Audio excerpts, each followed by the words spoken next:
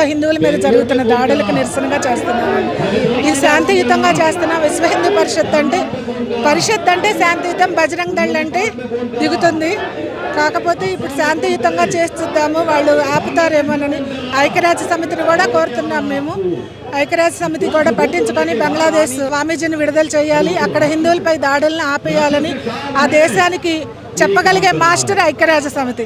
అందువల్ల ఐక్యరాజ్య సమితి చేయాలని చెప్పి మేము కోరుకుంటాం. ఎక్కడ ఉన్నా ఇప్పుడు ప్రపంచవ్యాప్తంగా ఉన్న హిందువులంతా ఐక్యత కావాలి అన్నట్టుగా, ఇంకొకటి బంగ్లాదేశ్లో ఉన్న హిందువులకి మేము మీకు తోడుగా ఉన్నాము, మీ గురించి మేము ఇక్కడ ఫైట్ చేస్తున్నాము, ఇక్కడ ఉన్న మా ఒక గవర్నమెంట్ని కూడా కదిలించే ప్రయత్నం చేస్తున్నాము, మీకు ఒక సేఫ్టీని ఇవ్వాలని, అక్కడ ఉన్న దౌర్జన్యాలు జరుగుతున్నది ఆపాలంటనని అందుకోసం ఇక్కడ చేస్తున్నాం. దగ్గర 6 నెలల పైనే అవుతుందండి, చూసాం కదా మనము.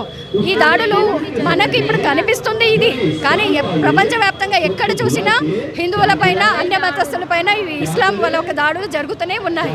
ల్యాండ్ అండ్ లవ్ జిహాద్ కూడా జరుగుతుంది. మన పిల్లల్ని మనం హెచ్చరించాలి. అంటే మనం ఎవరితో స్నేహం చేస్తున్నాం, మన పిల్లలు ఎవరితో మాట్లాడుతున్నారు, ఎలా ఉన్నారు, బయటికి ఎప్పుడు వెళ్తున్నారు, అన్నీ చూస్తూ ఉండాలి. పిల్లల మీద ఒక నిఘా ఉండాలి, మన ప్రాపర్టీస్ మీద ఒక నిఘా ఉండాలి. ఈ ల్యాండ్ జిహాద్ కూడా చాలా ఎక్కువ జరుగుతుంది. కానీ ఈరోజు మనం బంగ్లాదేశ్ ఒక చిన్మయ్ దాస్ గారిని అరెస్ట్ చేసినందుకు వాళ్ళని విడుదల చేయాలి అని ఒక ప్రస్తావన మీద మనమంతా ఇక్కడ జరుపుకోవడం, ఇక్కడ అందరూ కలిసి ఉండడం జరుగుతుంది. మన గవర్నమెంట్కి మనము చెప్తున్నాం, ఈ ఒక స్ట్రైక్ ద్వారా మనము గవర్నమెంట్కి చెప్తున్నాం అన్నమాట.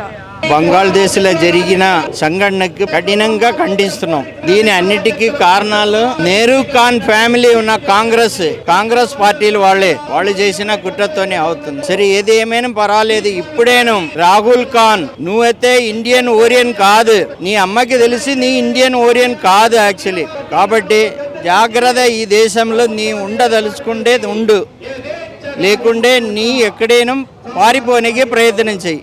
హిందువులన మీ ఎప్పుడు అవమానిస్తున్నావు, ఇండియన్ కాన్స్టిట్యూషన్ కూడా అవమానిస్తున్నావు. ఇంకా ముస్లింకి అరే తుర్కవాడ, నీ 5 సారి నమాజ్ చేసినా అని కూడా నీకు బుద్ధి రాలేదు. సమాజంతో కలిసి ఉండడానికి ప్రయత్నం చేయి. నీ పెద్దరిగతనం ఎప్పుడు నీకు ఆదు.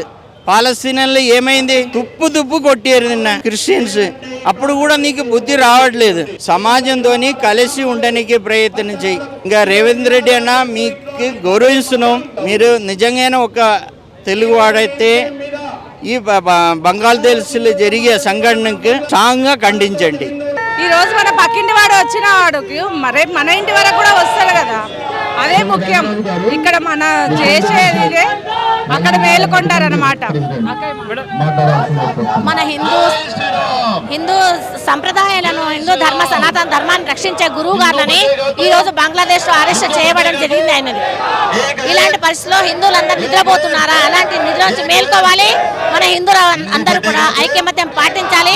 మన హిందూ ధర్మ రక్షించుకోవాలి, హిందూ ధర్మాన్ని. ఈ రోజు మేము చేసే ఈ నిరసన గురూజీని చిన్మయానంద స్వామి గారిని విడుదల చేయాలని ఈ ప్రదర్శన నిర్వహిస్తున్నాం మేము.